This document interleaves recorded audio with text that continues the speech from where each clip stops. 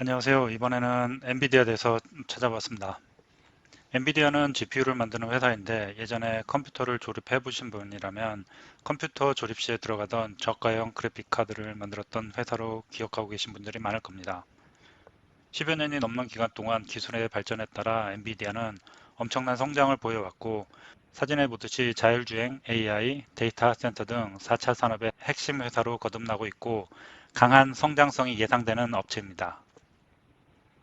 게임 부분은 작년에 비해서 51%가 증가했고 데이터 센터는 27%, 프로페셔널 비주얼라이제이션 부분은 11%, 자동차 부분은 6%의 상장을 작년 대비 이뤄냈습니다.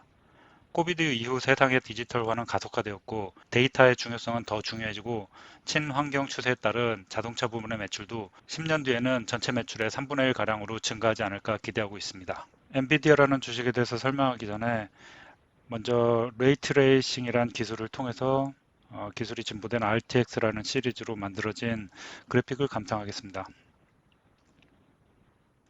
최근 엔비디아에서 발표한 지포스 RTX 30 시리즈는 새로운 아키텍처 암페어라는 것에 기반해서 성능과 전력 효율성을 강화했고 전작인 RTX 20 시리즈가 내세웠던 실시간 레이트레이싱과 DLSS 성능을 최대 200까지 끌어올렸다고 전해졌습니다.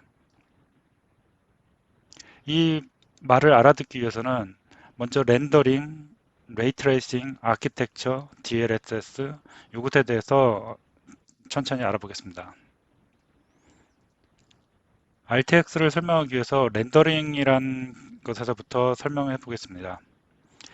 렌더링이란 건 컴퓨터 그래픽스에서 말하는 2차원과 3차원 장면을 바탕으로 컴퓨터를 이용해서 사진이나 영상을 만들어내는 과정 또는 그러한 기법을 말합니다.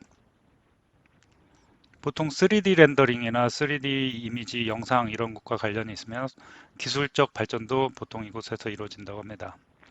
건물 설계, 게임, 애니메이션에 주로 사용되고 최근에는 또 AI와 자율주행에 관련해서 발전이 시작되고 있죠.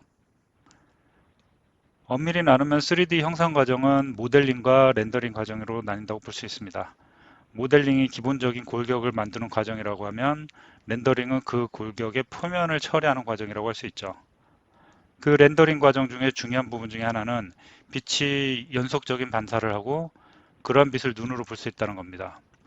그런데 그래픽으로 표현하는 것에는 상당히 어려울 수밖에 없겠죠. 레이트레이닝 기술은 그래픽에서 장면과 대상이 되는 객체의 조명 환경을 실사적으로 시뮬레이션하는 연산 집약적인 렌더링 기술입니다. RTX 그래픽 카드는 이런 레이트레이닝 기술을 통해 물리적으로 정확한 발사, 굴절, 그림자, 간접 조명 등을 실시간으로 렌더링할 수 있게 해줍니다. 그래픽에서 볼 수 있듯이 화면이 굉장히 아름답죠. 코어를 설명하기 위해서 CPU와 GPU에 대해서 알아볼 필요가 있습니다. CPU는 컴퓨터의 두뇌를 담당합니다. 각종 제어 처리의 강점을 가지고 있는 반면에 GPU는 특화된 연산을 빠른 속도로 처리하기 위한 구조로 이루어져 있습니다. 이 때문에 GPU 단독으로는 아무것도 처리할 수 없으며 GPU를 제어하는 것은 여전히 CPU의 역할입니다. 일반적으로 CPU가 1개에서 8개 정도의 코어를 갖는 것에 비해 GPU는 보통 수천 개의 코어를 갖습니다. 따라서 GPU는 단순한 연산의 병렬 처리가 많은 그래픽 및 머신러닝 작업에 적합합니다. 다시 말하면 어플리케이션의 연산 집약적인 부분을 GPU로 넘기고 나머지 코드만을 CPU에서 처리하는 GPU 가속 컴퓨팅은 특히 딥러닝, 머신러닝에서 강력한 성능을 제공합니다. 쉽게 이야기하면 반복 작업은 GPU가 잘한다는 것인데 게임에서 영상에서 보는 것, 자율주행 시 행인과 차를 구분하는 것, 서버에서 데이터를 주고받는 것 등은 계산보다는 반복성이 중요하기 때문에 GPU의 중요성이 점점 커지고 있는 것입니다. 다음으로 GPU 코어에 대해서 알아보겠습니다. 먼저 쿠다 코어란 무엇인지에 대해서 알아보겠습니다. 쿠다 코어가 하는 일은 CPU에서 코어가 하는 일과 같습니다. 쿠다 코어는 CPU 코어보다 더 단순한 구조라고 할 수 있습니다. 다음에 텐서 코어로 한마디로 정리한다면 4x4 행렬 연산을 수행하는 GPU 코어입니다. 깊이 들어가면 복잡하므로 간단히 차이점을 이야기한다면 일반적으로 쿠다 코어는 텐서 코어에 비해 좀 더 높은 수준의 계산으로 정확도를 얻을 수가 있습니다. 이에 비해 텐서 코어는 연산 속도가 매우 빠르지만 어느 정도 계산 정확도가 떨어진다고 볼 수 있습니다. 엔비디아는 과학자의 이름을 아키텍처 이름으로 사용하고 있고 최근 발표한 GTX 30 시리즈의 아키텍처는 암페어라고 이름을 지었습니다. 자, 이제 마지막으로 DLSS에 대해서 알아보겠습니다. DLSS는 딥러닝 슈퍼 샘플링으로 엔비디아에서 개발한 기술입니다. 딥러닝을 사용하여 원본 저해상도 이미지보다 고해상도 이미지처럼 보이는 이미지를 생성합니다. 이 기술은 비디오카에서 많은 작업 없이 원본보다 더 높은 해상도를 만들어낸 것으로 알려져 있습니다. 화면에서 보듯이 주변의 이미지로 화질이 떨어지거나 없는 픽셀을 딥러닝을 통한 기술로 완벽한 이미지로 만들어낼 수 있을 것입니다. 재미있는 것은 자동차 주행 시 자동차는 사물을 인식하고 문제가 될 경우에 사고를 피해야 되는 행동을 해야 됩니다. 지금까지 말씀드린 것은 그래픽에 적용되는 기술인데 자율주행 또한 카메라나 라이다 센서를 통해서 얼마나 사물을 빨리 인식하냐에 따라 자율주행의 성패가 달려있다고 볼 수 있고 그것을 가장 잘할 수 있는 하드웨어 및 소프트웨어를 만드는 회사가 바로 엔비디아라고 볼 수 있습니다. 정리해보면 CPU와 달리 반복적 계산을 잘하는 엔비디아의 제품들은 현란한 그래픽의 게임, 증강현실, 컴퓨터 그래픽, 서버, AI, 자율주행 차량 등으로 4차 산업의 가장 중요한 길목을 지킬 수 있는 업체이고 그에 따라 시장에서도 엔비디아의 성장을 주목하고 있고 많은 멀티플을 주고 있습니다. 지금까지 엔비디아의 기본적인 용어를 이해하기 위해서 렌더링, 레이트레이싱, RTX 30 시리즈, 쿠다 코어, 텐서 코어, DLSS 이 용어에 대해서 간단히 알아봤습니다. 이 외에도 수많은 용어들이 있지만 이러한 기본적인 용어를 이해함으로써 엔비디아라는 회사를 이해하는 데 조금이나마 도움이 될 거라고 생각합니다.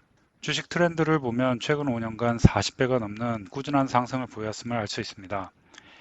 AMD에 비한다면 시총은 3배 이상 크고 밸류에이션은 시장에서 AI, 자율주행 차량 등에 대한 잠재 성장률에 대한 멀티플을 더 주고 있다고 볼 수 있습니다. 주식 비교를 해보겠습니다. 애플은 시총 1위이며 엔비디아와 높은 비슷한 프로핏 마진을 보여주고 23%의 ROE를 보여줍니다. 테슬라는 이번 분기까지 흑자를 반영한 예상치로 볼 때 상당히 낮은 프로핏 마진을 보여줍니다. 1.6%에 불과합니다. AMD의 경우도 5.1%밖에 안 되는 프로핏 마진을 보여주고 애플은 61%의 ROE를 보여주고 엔비디아는 23%의 높은 ROE를 보여주고 있습니다. AMD의 ROE는 엔비디아의 절반에 불과합니다. PSR을 본다면 PSR은 Price Sales Ratio입니다. PSR을 볼 때 애플보다 엔비디아가 상당히 높은 걸 알 수 있습니다. 시장에서는 애플보다 엔비디아에 멀티플을 더 주고 있는 상황이고 AMD에 비해서도 2배나 더 멀티플을 주고 있는 상황입니다. 엔비디아 주식은 상당히 비싼 편이라고 볼 수 있습니다. 엔비디아 제품군들이 각 산업에 따라 이렇게 많은 종류의 제품들이 있고 어떻게 엔비디아가 성장성을 보여줄 수 있는지 매출을 보려면 데이터 센터에 들어가는 수많은 이러한 시스템의 가격이 130억 가량이고 AI 시스템인 DGX A100 제품은 2억 원이 넘습니다. 자, 이렇듯 1편에서는 엔비디아 사업에 대한 개요에 대해서 알아봤고 2편에서부터 10K에 대해서 알아보겠습니다. 감사합니다.